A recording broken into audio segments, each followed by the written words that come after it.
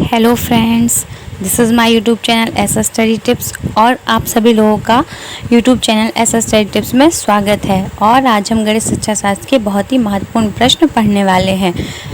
Video शुरू करने से पहले हमारे चैनल को सब्सक्राइब ज़रूर करें जिससे आपको नई वीडियो का नोटिफिकेशन मिल सके। तो चलिए बढ़ते अपने पहले प्रश्न की तरफ।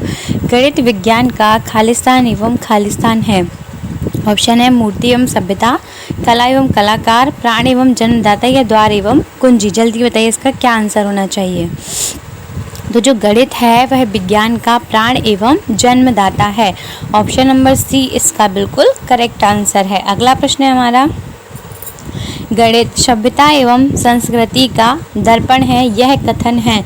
यह एक परिभाषा है गणित की, तो जल्दी बताइए यह परिभाषा किसने दी थी। ऑप्शन है हमारे रोजर बेकन का कथन है, हॉगबैन का, प्लेटो का या ब्लूम का। जल्दी बताइए यह परिभाषा किसकी, यह कथन किसके द्वारा कहा गया था। तो जो यह कथन है वह किसने कहा था, हॉगबैन ने। ऑप्शन नंबर बी इसका बिल्कुल करेक्ट आंसर है। गणित सभ्यता एवं संस्कृति का दर्पण है, हॉगबैन ने कहा था। अगला प्रश्न है, गणित विषय की विशेषता है तर्कपूर्णता, परिणामों की निश्चितता, शुद्धता और ये सभी।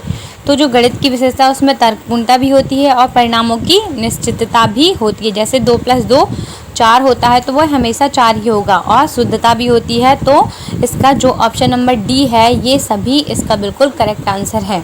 ठीक है, क्योंकि ये तीनों विशेषताएं गणित में मौजूद हैं। ठीक है, अगला प्रश्न है हमारा, प्राथमिक स्तर पर गणित शिक्षण का महत्व है सांस्कृतिक, मानसिक, व्यवहारिक या आध्यात्मिक। जल्दी बताइए प्राथमिक स्तर पर गणित शिक्षण का क्या महत्व होना चाहिए। सांस्कृतिक और आध्यात्मिक तो हो ही नहीं सकता। आप बचे हमारे पास 2 ऑप्शन, मानसिक और व्यवहारिक। ठीक है, तो जल्दी बताइए 2 ऑप्शन में से आपको चूज करना है। तो जो करेक्ट आंसर है वो है व्यवहारिक। प्राथमिक स्तर पर गणित शिक्षण का महत्व होता है व्यवहारिक रूप से। ठीक है, ऑप्शन नंबर सी इसका बिल्कुल करेक्ट आंसर है। अगला प्रश्न है हमारा, यद्यपि गणित तर्कशास्त्र की एक शाखा नहीं है फिर भी यह तर्कपूर्ण भाषा है। तर्कशास्त्र की शाखा ना होते हुए भी यह एक तर्कपूर्ण भाषा है। कथन किसका है, बेकन का, शुल्टज का, कॉमेट का या रसेल का। जल्दी बताइए यह परिभाषा, यह कथन किसके द्वारा कहा गया था। बहुत ही चर्चित है और इम्पॉर्टेंट भी है। तो जो यह कथन कहा था वह रसेल महोदय ने कहा था। ठीक है, ऑप्शन नंबर डी इसका बिल्कुल करेक्ट आंसर है। चलिए बढ़ते हैं अपने अगले प्रश्न की तरफ। पाठ्य वस्तु की दृष्टि से गणित की प्रकृति है सिद्धांत एवं सूत्र, सार्वभौमिक, स्पष्ट या फिर ये सभी। तो जो गणित की प्रकृति होती है उसमें सिद्धांत और सूत्र भी होते हैं और वे सार्वभौमिक भी होते हैं और स्पष्ट भी होते हैं। तो इसका जो ऑप्शन नंबर डी है ये सभी बिल्कुल करेक्ट आंसर है। ठीक है, ऑप्शन नंबर डी, गणित की ये तीनों प्रकृतियां होती हैं। अगला प्रश्न है हमारा, कौन सी विधि देखो, सुनो और समझो के सिद्धांत पर आधारित है। प्रदर्शन विधि, प्रयोगशाला विधि, विश्लेषण विधि और संश्लेषण विधि।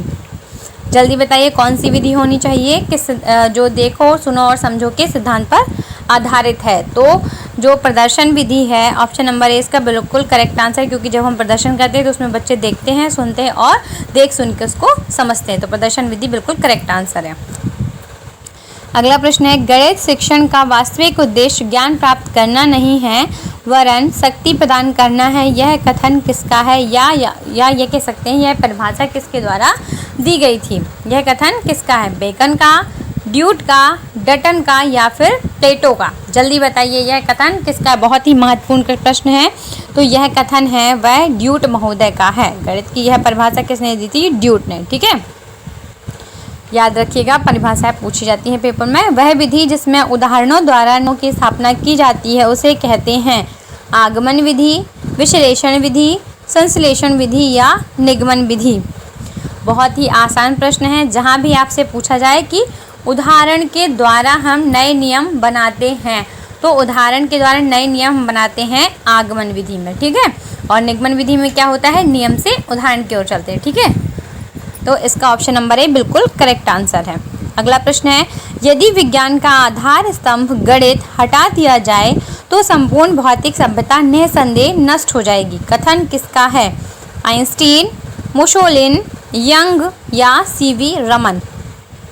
जल्दी बताइए यह कथन किसने कहा था कि यदि विज्ञान का आधार स्तंभ गणित हटा दिया जाए तो संपूर्ण भौतिक सभ्यता निस्संदेह नष्ट हो जाएगी। तो यह कथन कहा था यंग महोदय ने। ऑप्शन नंबर सी इसका बिल्कुल करेक्ट आंसर है। अगला प्रश्न है हमारा, गणित की वह विधि जिसका मुख्य सिद्धांत जीवन द्वारा सीखना या क्रिया द्वारा सीखना है वह है प्रयोगशाला विधि, आगमन विधि, विश्लेषण विधि या प्रयोजना विधि। जल्दी बताइए किसका मुख्य सिद्धांत जीवन द्वारा और क्रिया द्वारा सीखना होता है। जल्दी बताइए कौन सी विधि इसका ऑप्शन करेक्ट होना चाहिए। तो प्रयोजना विधि इसका बिल्कुल करेक्ट आंसर। प्रयोजना विधि किसने दी थी? किलपैट्रिक ने, जो जॉन डीवी के शिष्य हैं। ठीक है, अगला प्रश्न है, प्रोजेक्ट यथार्थ जीवन का ही एक भाग है जो विद्यालय में प्रदान किया जाता है। यह कथन है स्टीवेंसन का, पार्कर का, बेलाई का या मैकडूगल का। जल्दी बताइए किसने कहा था ये सब।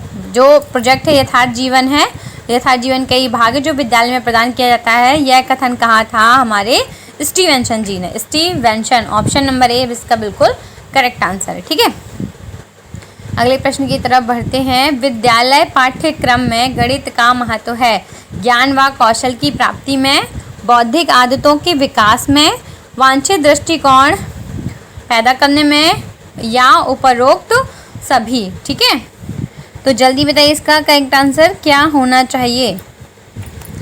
विद्यालय पाठ्यक्रम में गणित का महत्व, ज्ञान व कौशल भी प्राप्त होते हैं। ये जो तीनों महत्व हैं ये विद्यालय के महत्व को फॉलो करते हैं। तो ठीक है, ऑप्शन नंबर डी इसका बिल्कुल करेक्ट आंसर होगा।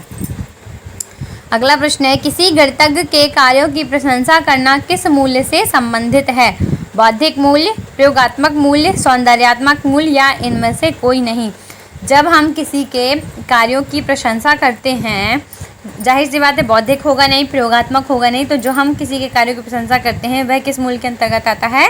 सौंदर्यात्मक मूल्य। ठीक है, ऑप्शन नंबर सी याद रखिएगा। प्रशंसा से रिलेटेड अगर पूछा जाए तो वो सौंदर्यात्मक मूल्य के अंतर्गत आता है। ठीक है, अगला प्रश्न है, अबैकस का प्रयोग छोटी कक्षाओं में किस शिक्षण में प्रभावी होता है? गिनती सिखाने में, बोलना सिखाने में, लिखना सिखाने में या हस्तलेखन सिखाने में। अबैकस जानते हैं क्या होता है? तो इसका प्रयोग हम छोटी कक्षाओं में करते हैं, तो उसमें मोती रहते हैं, तो उसका उपयोग हम किस में करते हैं? गिनती सिखाने के लिए। छोटे बच्चों को गिनती सिखाने के लिए हम अबैकस का प्रयोग करते हैं, जिससे वह आसानी से सीख सकते हैं। ठीक है, ऑप्शन नंबर ए इसका बिल्कुल करेक्ट आंसर है। और यह हमारे वीडियो का आखिरी प्रश्न था। इसी के साथ हम अपना वीडियो क्लोज करते हैं। आशा करते हैं ये प्रश्न आप लोगों के लिए बहुत ही महत्वपूर्ण रहे होंगे। यदि हमारा वीडियो अच्छा लगा हो तो हमारे चैनल को लाइक, शेयर और सब्सक्राइब करना ना भूलें। कमेंट करके ज़रूर बताएं आपके आउट ऑफ 15 कितने क्वेश्चन करेक्ट रहे। और आप सभी लोगों का हमारा वीडियो देखने के लिए बहुत बहुत धन्यवाद। Thanks guys, thanks for watching this video. Thank you.